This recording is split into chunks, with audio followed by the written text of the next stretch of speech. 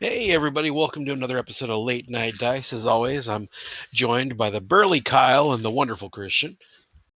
Damn, you didn't call any of us pretty this time. How you doing, everyone? I don't Yeah, need we I don't were need getting people. spoiled.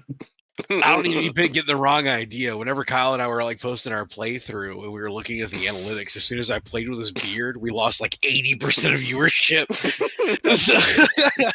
It was pretty telling. Everybody's like, "Oh, what the hell? I got this 30-second short, and I'm not going to watch any of it." Yeah, like I got half of mine. Like if I ever decide to grow out like a full beard, I'm gonna rainbow dye that shit before I go to events. Only if you play Emperor's Children. Bro, I'll put flowers in my hair. I don't give a shit. Um, so we got a new box this past weekend. This is going to be a pretty short episode. I just want to cover the contents of this book, um, and I want to go through it. So this is the Journal Tactica: The Forges of Saturnine. Came out this weekend. I'm hoping Kyle will release this episode tomorrow. Um, so here's I know that I knocked really hard on the first Journal Tactica. I know, like when we reviewed that, I was not too thrilled about that one. If you guys remember. Yeah, Um, Yeah, I would say we gave it like a 2 out of 10, maybe a 4 out of 10, something like that. It wasn't that low, probably, but still, yeah, it was pretty bad. yeah, I gave it 2 thumbs. I think I think it's how I Yeah. felt about it. So, um, this book is a lot better. Oh yeah. Not because it has more necessarily, because it still has a very limited amount of information in it. Right? This book doesn't have like 40 different things. What it does add is very fun, very creative. We can do a lot with it. So the first thing I want to talk about is the non actual gaming related portion. I want to talk about the lore portion. This book actually breaks down what an entire Saturnine cadre looks like. That's pretty pimping. I like that. Like sounds gross. it shows like the salamanders one, which is called the Drake's Teeth. Uh, dude, it's insane. It shows like an entire command structure of an entire first company of nothing but Saturnines and Saturnine dreadnoughts, and it's pretty dope. It's pretty awesome. The other thing they did, which I thought was really really cool, is it breaks down how Saturnine wrap into every other legion. So you know that lore we were kind of missing on like how did Saturnine get to everybody? I remember Christian, you asked me really early on was like, hey, how did everybody use this stuff? Yeah. It's explained by Legion. It's actually explained the Space Wolves, the Word Bearers, the Alpha Legion, how they used them, and then it goes on to actually show you. Have you guys ever seen the old posters they used to make of all the Space Marine successor chapters for 40K, where they're all lined up and it's different paint schemes for each individual one? Like in the old No. codex. Yeah. If you're, I kind of know what you're talking about. Then yes. So they did that in this, but it's the Saturnine Dreadnoughts for all of the legions. Nice. Right. So they did that, and then they did the exact same thing for uh, a lot of like the lore.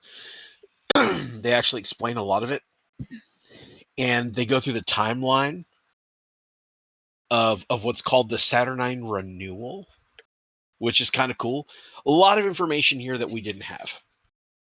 Um, normally, you guys know how I feel about retcons. Like, I'm normally like, leave the story alone. You know, I Yeah. turn into like an internet head, like, leave Brittany alone. Right. Okay, So, the women were there the entire time. Okay, yeah, the female custodians were there the whole time. That retcon actually doesn't bother me. I just don't like how they wrote it in. Be better. Be better. So here's what we did get.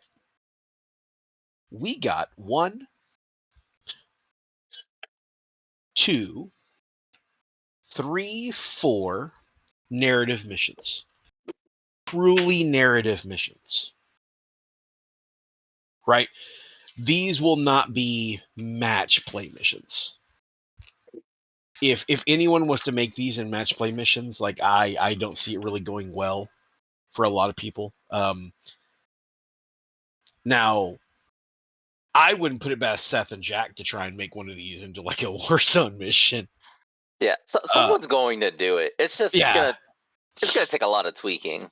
Yeah, it's going to take a lot because you can definitely tell that a lot of these missions are like, you are here and the enemy is coming in, and this is this section of the Urgal Depression, or this is the dawn raid of this portion. Like, it's really written toward the narrative standpoint, which I really like. I love the idea that we have a narrative book with narrative missions and, you know, all of that rolling in, and it kind of dips away from that weird muddle area we are right now where the main books are like, this is match play. And I'm like, we don't do that here. Then we get into the meat and potatoes, right? First thing that we added to this, they added new detachments for the Astartes, right? There's 2 new detachments. The first one we kind of saw coming. This is the Line Breaker Echelon. The Line Breaker Echelon allows us to take 1 retinue, 2 shock troops, and a dreadnought. But the shock troops have to be a unit with Saturnine, Cataphractii, or Tartarus in the name. So basically, this is a detachment that allows you to bring a Saturnine retinue, Saturnine or Cataphractii Terminators, or Cataphractii retinue, or Tartarus retinue, and a Saturnine dreadnought in 1 detachment, which is gross. Yeah, they're certainly making it hard to not. I don't know how to say this without, like, if someone's trying to make a really dick kicker list, like they meant to do it, because you can make whatever you want. Like, Yeah, well, like, and you know, like, it was one of those things, like, we talked about this before in like passive conversation with other people. Like, you can look at somebody's list and be like, I don't think they were trying to be a dick. I think it just happened because that was the course of the way the FOCs would take you sometimes. You'd be like, well, you know, an Ultramarine player. You're like, oh, fast attack. Well, I can either take Javelin land speeders or I can take Locatarus assault squads. And if I take Locatarus assault squads, guys are like, wow, you brought those dudes who are like super veterans that murder everything. It's like, all right, did you want the land speeder with the las cannons and the multi-meltas? It's like, no, I just don't want you to take a fast attack.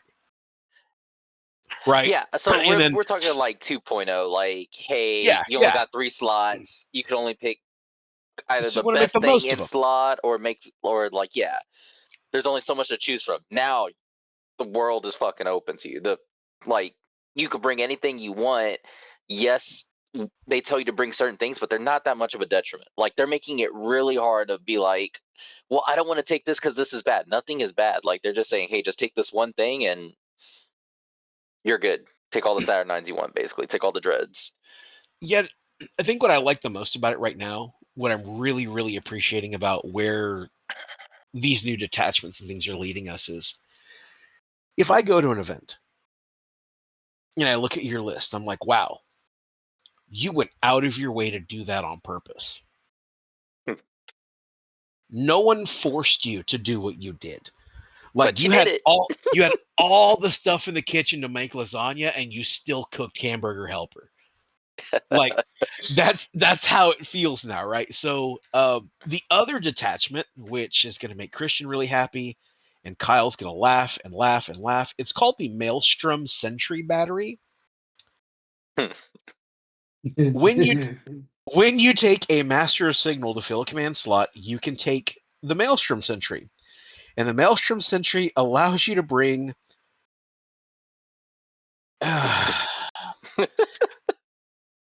the Argne Quad Accelerator platform units in the 2 support slots that are in it. It has 3 recon slots, and the 3 recon slots can only be used to take Tarantula Sentries.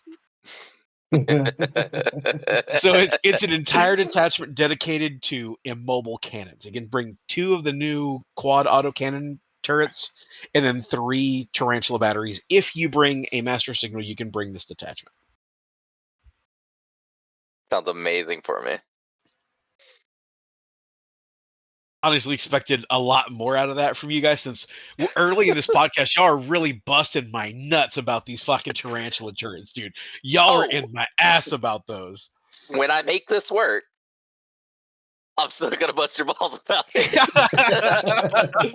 I just gotta make it work first. I gotta find the way to make it work.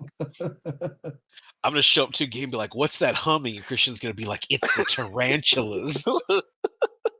Hey, you remember when you were talking about fucking the fleet of rhinos? I got nothing but tarantulas.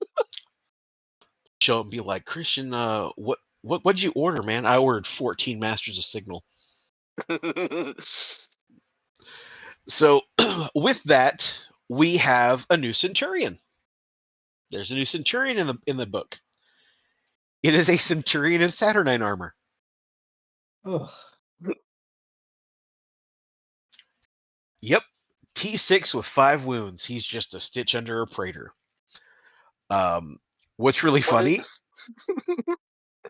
What's really funny is he has a rule called a Saturnine Teleport Synchronizer. If you pay for this piece of war gear, I'm sorry, correction, he automatically comes with it. That's my fault. This is standard war gear. So if you have a model with that's in reserves, it gains the deep strike rule, and the unit it joins also gains the deep strike rule. So this is another option to give you deep strike without having to pay that, what is it, like 200 and some odd point tax for the Praetor. So this guy's 150 points. Here's what's funny. Homeboy's a gunboat just like the regular Saturnines. I wonder what they want you to take them in. He comes with a plasma bombard for free, and he can take a twin heavy disintegrator, and then he can switch one of his plasmas out for the power fist, or I'm sorry, the Saturnine disruption fist. I wouldn't want somebody to get mad at me for not getting the lingo right. And then you can take the same particle shredder and the same plasma blaster, which means to make this Centurion, all you have to have is a Saturnine Terminator. Now, he is 150 points. Here's what's really awesome. New retinue unit, Saturnine Terminator Command Squad. The Saturnine Terminator Command Squad also come in gunline formation. And they come as a 2-man pairing and can take up to an additional 4. So I cannot stress to you guys enough, the reading between the lines is if you have the starter box, you can take 3 Saturnine out of that box and paint one of them with some razzle dazzle, call him a Centurion. Paint another 2 with 11 herbs and spices and call them a command squad. And there's no kit bashing needed. It's pretty nice. That's pretty fucking awesome. Realistically, that's awesome. Now, they can take the Disruption Axe, or I'm sorry, the Saturnine War Axe. They can take the Concussion Hammer. All the stuff the Praetor can take, they can take. So if you want to go get a Praetor and kit bash him as a command squad guy, you can do that.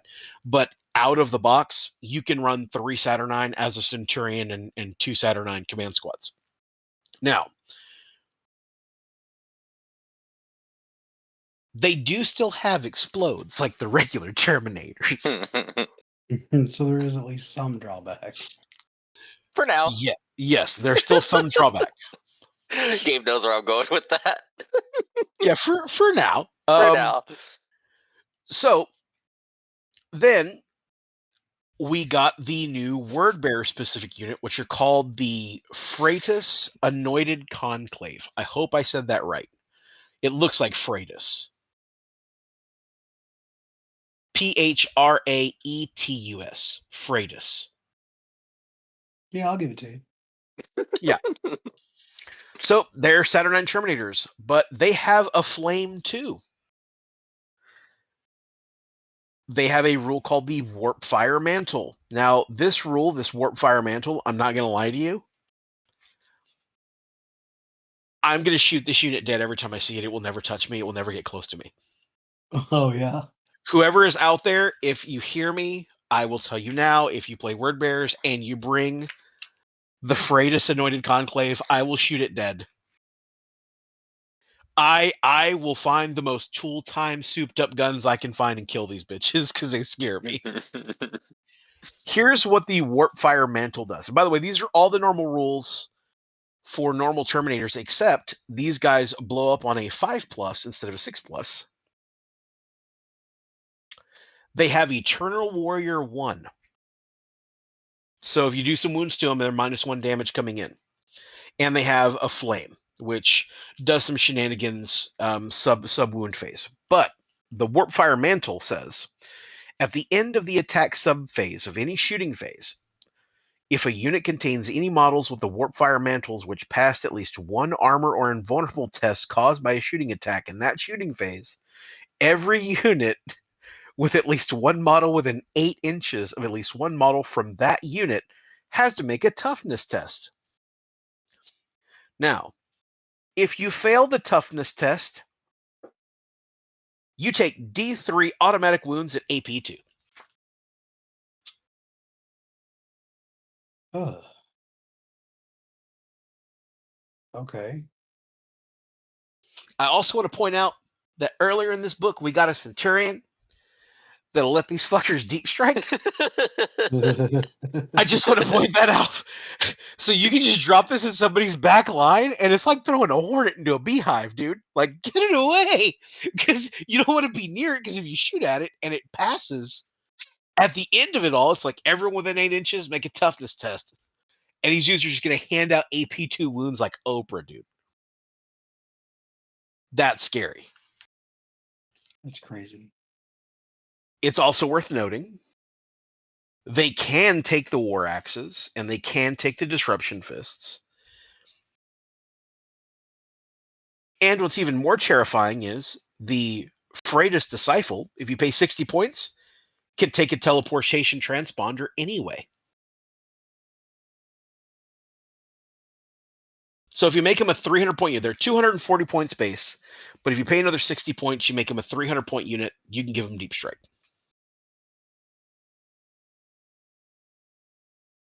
Okay.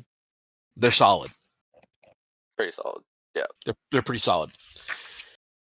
Then we get into the last one.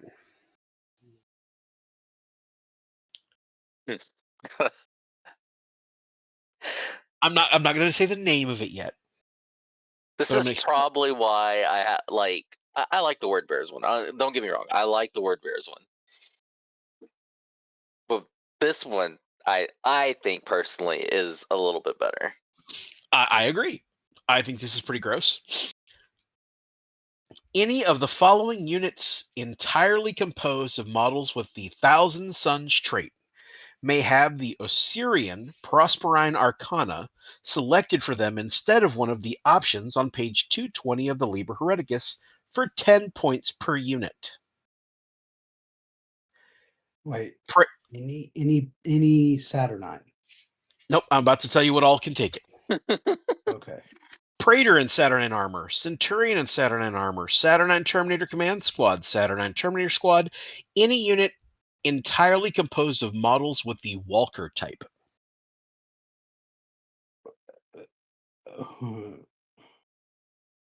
Uh-huh. Okay. So, the Osirian, or Siren, Prosperine Arcana, gives you 2 blessings. The first blessing is called Psychometry. You do a focus test. If it's passed, you reduce the effects of overload by 1. So, if you have a weapon like, I don't know, a Plasma Bombard on a Saturnine Terminator that has overload 1, you take this test, and if you pass it, you reduce that by 1 to a minimum of 0. So they no longer have overload. All right. The second one is called Machine Empathy. So you do a focus test. If it's manifested, then the model you targeted just automatically gains a wound. All right. So you can't use this always, like, and this is a constant thing, like the fact they have to write this in the rules, but you cannot use this to increase the number of wounds on the model. But say you have a Saturnine Dreadnought, that Saturnine Dreadnought's just getting hammered. Saturnine Dreadnought can be like, yo, machine empathy, and just heal wound.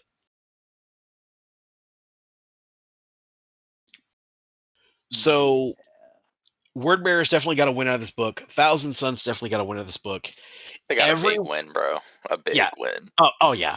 I agree. I agree. And, you know, a little bit of everyone got a little bit of love with the Centurion and the Command Squad.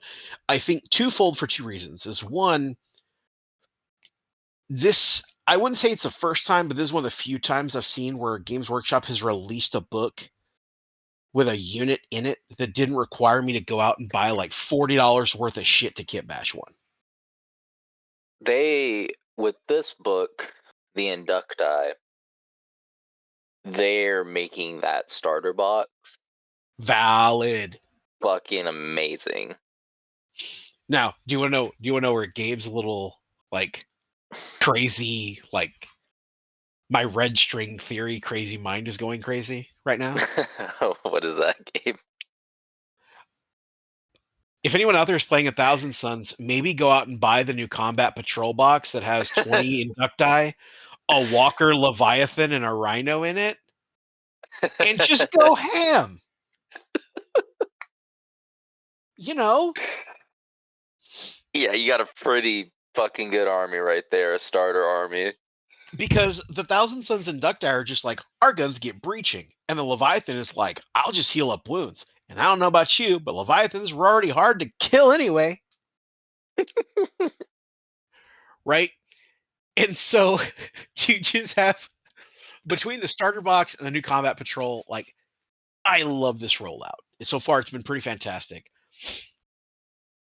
There's a lot of really cool stuff coming out with the Inducti stuff we talked about last week. With these Journal Tacticas coming out, I like, don't get me wrong, I was a little hesitant because that first, like I said, that first one, man, I was really like, buh. You know, Yeah, if we were that if we were closer to December, there'd be some bah humbugs. Let me tell you what, dude. But this book is solid. This is a good win for everybody. It had a little bit of everything, that people can get a little bit more flexibility out of it. You know, because there are some guys who want to run more Saturnine because Saturnine's the hotness right now. A lot of guys want to run them, and they were kind of pigeonholed because it was like, cool, you got a high command and you got a shock troop. Well, now you have a high command, a retinue, and a shock troop, and you can take them all in the same detachment.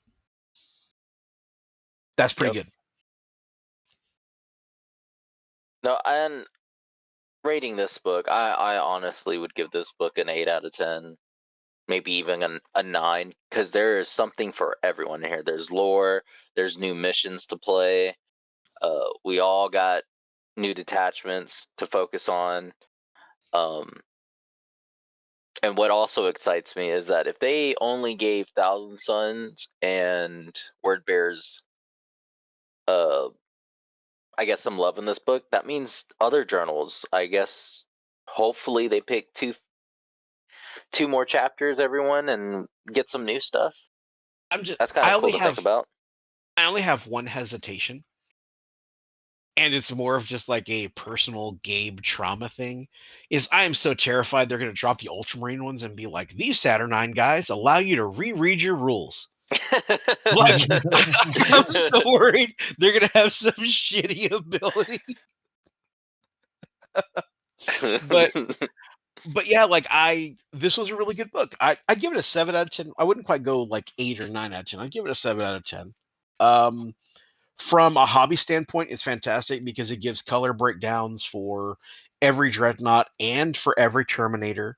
It has a few missions in it that are pretty much for everybody. It gives a little bit of a lore expansion on what's up with Saturnines, how they happen, what they do, you know, where they are, how each legion implemented them. That's fantastic. That's filling a lot of voids, a lot of holes in the story plot line. It's kind of, for lack of a better term, it's justifying them bringing them back. Where, you know, in the novels, we're already at the end of the Horus Heresy, and they're like, basically doing a Family Guy cutback scene to come back to Saturnine and the Mark IIs and all that, and they're doing a good job of wrapping it in. Like they're actually rolling it in. They didn't just show up and be like, "Oh, Belisarius Call had him in the basement this whole time. They were collecting dust. Just take a left at the mop bucket." So I like that they've actually put a little bit more effort into getting these back into the story in a responsible way, if that makes sense. Yeah. So, Kyle, you've been uncharacteristically quiet. I'm not gonna lie, I'm kind of bummed out. Why? Because I don't have the box, and it looks like it's gonna be a while before I get the box. I'm not like I was really hoping I'd be able to go to Lake Hammer, and I'm not gonna be able to go. So it kind of bums me out there. So my next Warhammer is gonna be January. Well, your next big one, like it's not like it's not like we're gonna like banish you to a hole somewhere and be like, oh, Kyle could make it to Lake Hammer. That just doesn't roll dice until the new year. Yeah, well, I know, but I mean, like, Kyle didn't listen to his own podcast where he said he gets a box. You're gonna get some shit mail about that one, buddy. yeah. I mean, I'm sorry. There's not everybody can afford a box like that. You know what I mean? Oh bullshit. I'm gonna wait for either Brian or Cameron or Nate to be like, oh, I don't know, you got 2 kidneys. You fucking just get rid of one of those.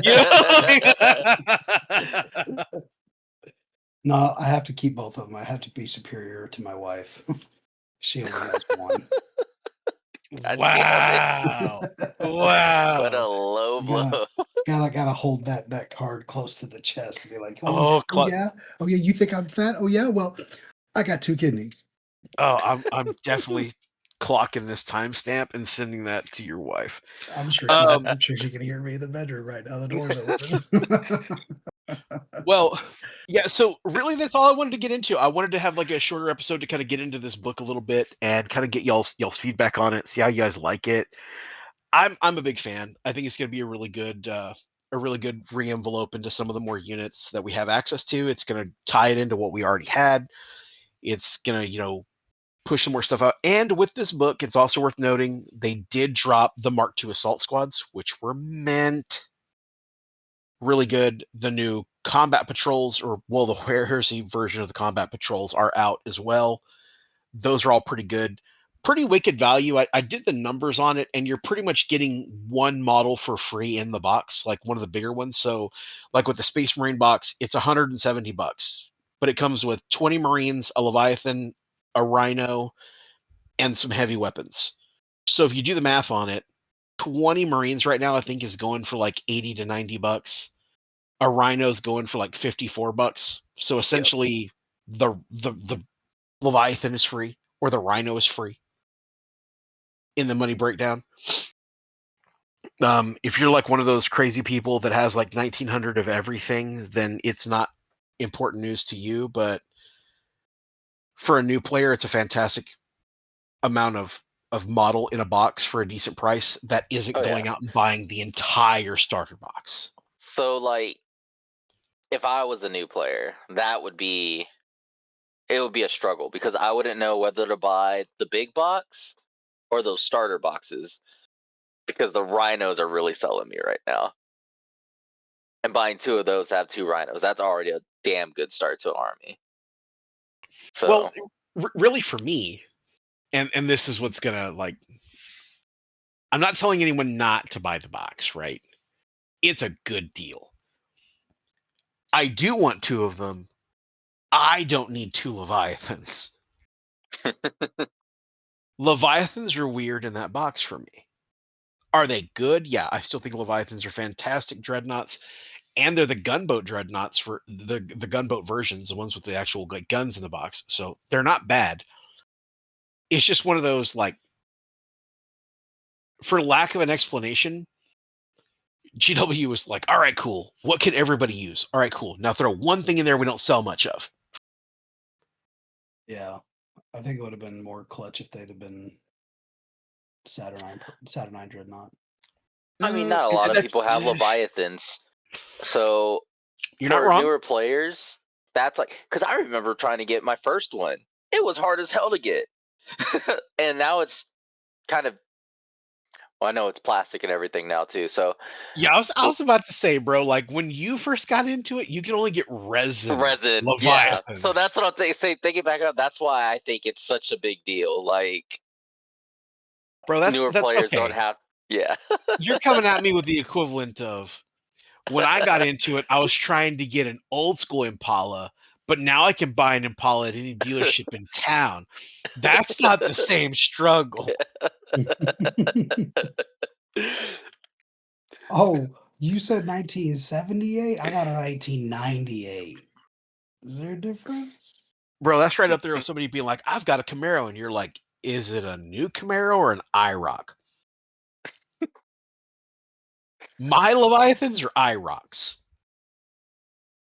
So they have big egos because they just walk around. I rock. I rock. Bro, like, Who rocks? I rock. no, I'm not gonna lie, Leviathans are solid. And now that you don't have to charge your same targets that you shoot, like Leviathans are gonna be solid. I'm not saying that. I'm just saying it's gonna be really hard to justify having two of them because dreadnoughts are so difficult to take. I agree with you. I'd go buy two of those boxes and have a really good army, but it's going to be hard to fit two Leviathans into a list anywhere. So it almost feel like you're going to have a surplus of a Leviathan. I mean, one more Leviathan, you could probably do some other stuff with it, but everything else in it, I'm talking about the 2 rhinos. Oh, for sure. I love the rhinos. I love the fact that there's tactical squads in there with heavy weapons. Yep. So either way, it's a great box value. The assault squads are fantastic because they finally made them with something other than chain swords. Thank God. I don't know if axes were the play, but I'll take it. Because I don't know about you guys, but I really got tired of like every sergeant that's ever been in a box ever has been like pistol and chainsword, pistol and chainsword. Ooh, do you have one of the really badass ones from the Calf box? Because that one came with a plasma pistol and a chainsword. Ooh la la! Right? So now these assault squads are like everyone has an axe, and some of them are two-handed axes, and you're like, what? It's pretty cool. I like it quite a bit. Beyond that, that's all I really wanted to cover this time around. It's going to be kind of a shorter episode.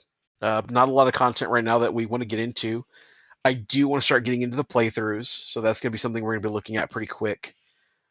But yeah, any other stuff you guys want to put out there?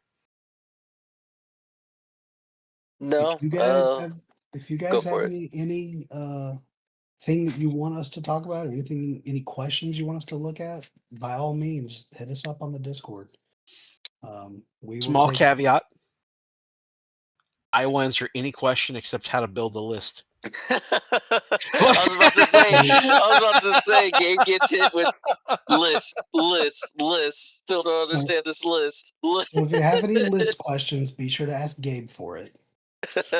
Bro, I'm telling you, there for a couple of days, my Discord was just lizard. Bro, it never ended. I'm totally okay with like building lists with people and doing stuff, but people are like, I don't understand it. If I take a high command, do I have to kill the tactical squads? Dude, it just got so rough. Damn, he's talking to y'all directly. Dude, 100%. I've always been down to help anyone with anything when it comes to this hobby. But you can only answer a question so many times before you just want to throw a chicken at it. Chicken jockey. And I love all of our viewers and I love all of our friends, but man, like I even printed out papers because I'm gonna do like a video on the list thing. Any other thing you guys want to talk about, which I know that now that I've mentioned that out loud, my Discord is gonna turn into basically like a vibrator of list questions. I know what I've done to myself. Yep. Don't disappoint me, guys. But yeah, if you guys want to hear about a topic or if you have a hot take and you want us to talk about a hot take, hit me with the hot takes too. I'll take those.